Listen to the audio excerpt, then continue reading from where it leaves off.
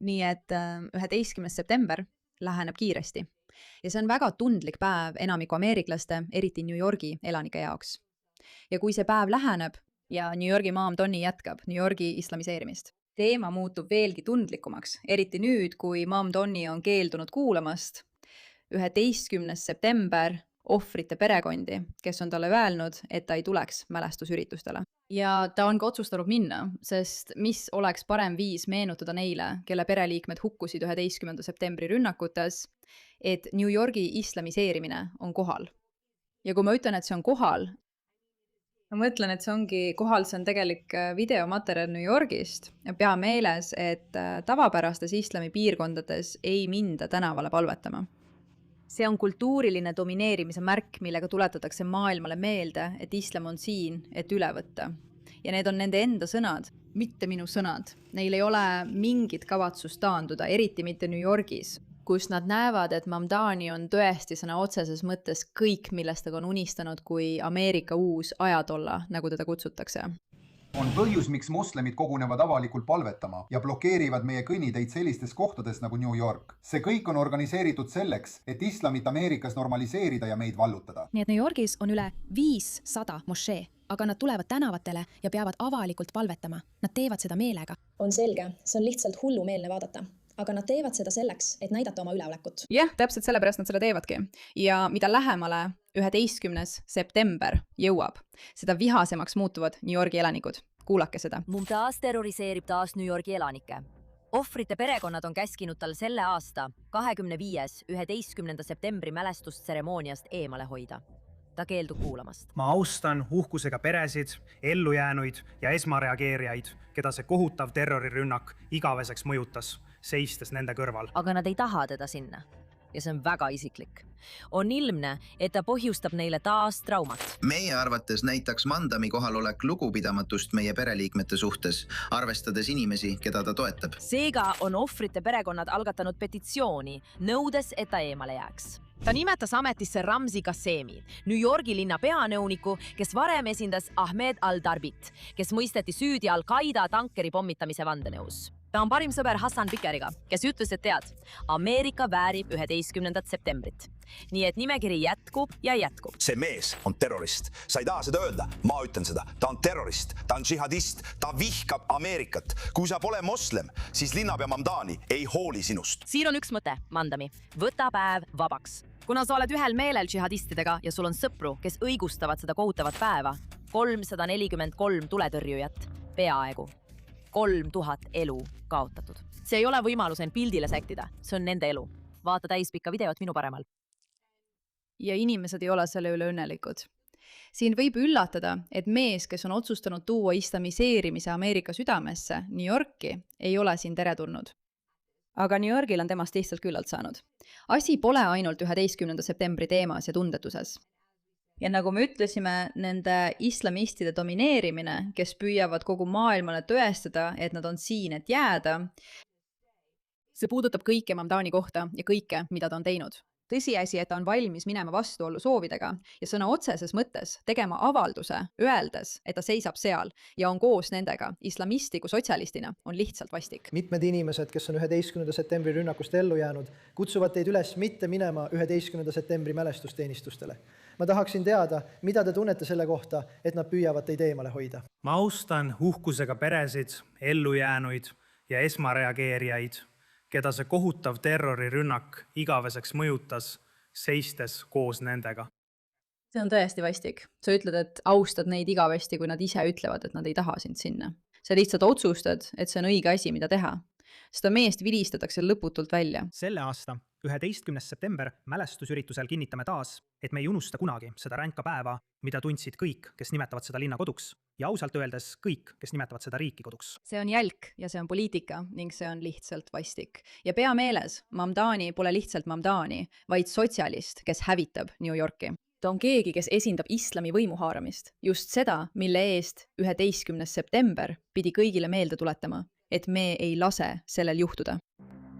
Kellegi nagu Mamdani valimine on mängumuutja. Me vajame kedagi nagu Mamdani New Yorgi linnapeaks.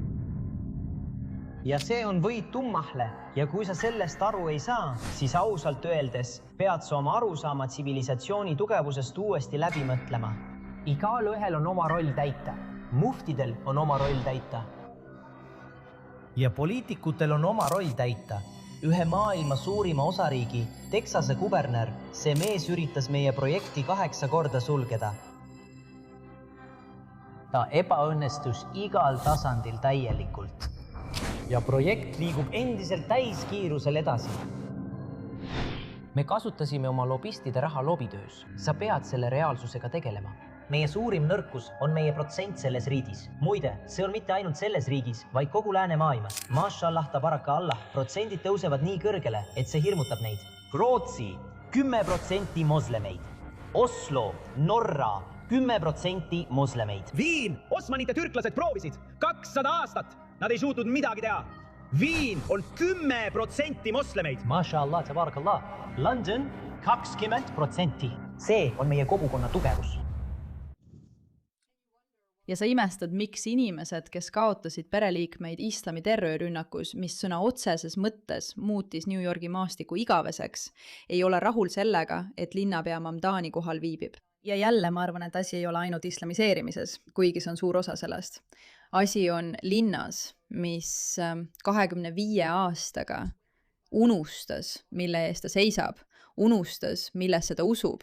Ja õnneks on palju newyorklasi, kes ei ole unustanud. Mida sa arvad sellest, kuidas Zohran Mamdani siin New Yorgis hakkama saab? On nii meeldiv vastuolu selle vahel, kuidas tal tegelikult läheb ja kuidas inimesed arvavad, et tal läheb. Tal läheb kohutavalt. Kodutuid on igal pool. Nad lihtsalt kulutavad raha, mida neil pole. Aga nendele noortele. Ma mõtlen muide, kui ma ütlen, et tal läheb kohutavalt. Kui nad ütlevad, et tal läheb kohutavalt, siis sa pead seda videot nägema. Ma võtsin vaata seda korraks. Mul hakkab paha. Mul on paha. Ma lihtsalt nagu sõna otseses mõttes hakkan kohe nutma. Ma lihtsalt astusin. Ma kannan plätusid. Inimese sitas.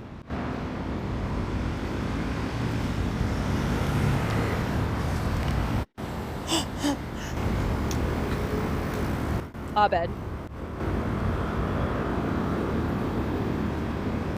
Makalin.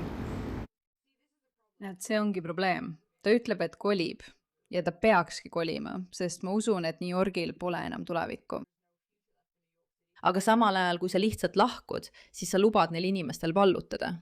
Inimesed, kes näevad probleeme, on tihti need, kes peavad jääma ja probleemidega tegelema, et vastu võidelda. Raha neil ei ole, aga nende laste jaoks, täpselt nagu nad kulutavad oma vanemate raha ülikoolile, nad tegelikult arvavad, et vaata, ta tasakaalustas eelarve. Ei, ta laenas umbes 45 miljardit dollarit osariigilt, eks? Või ta lükas edasi maksude maksmist, mõningaid makseid koos intressidega või midagi sellist. See ei ole edu. Pole edukas lükata edasi makseid, mida sa võlgned ja koguda osariigile võlga. Aga probleem on muidugi selles, et sellised inimesed nagu tema, ta on nii tark, ta kolis siia.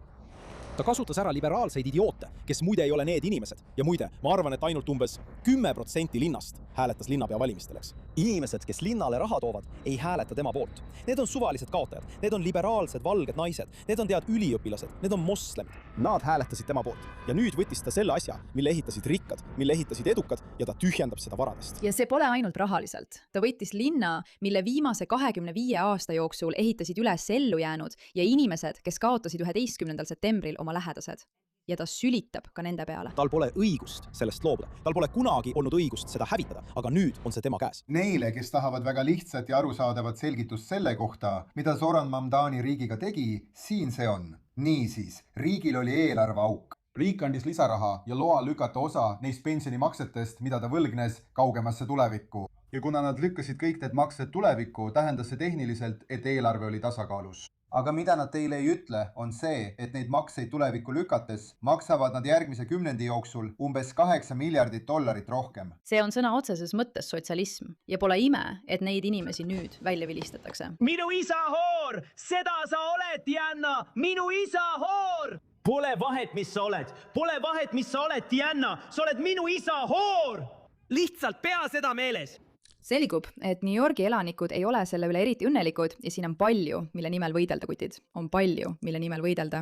Ja ma arvan, et New Yorgi inimesed saavad sellest aru ega kavatse alla anda. Loodame ja palvetame. Aitäh, et sellele tähelepanu pöörasid, Matse.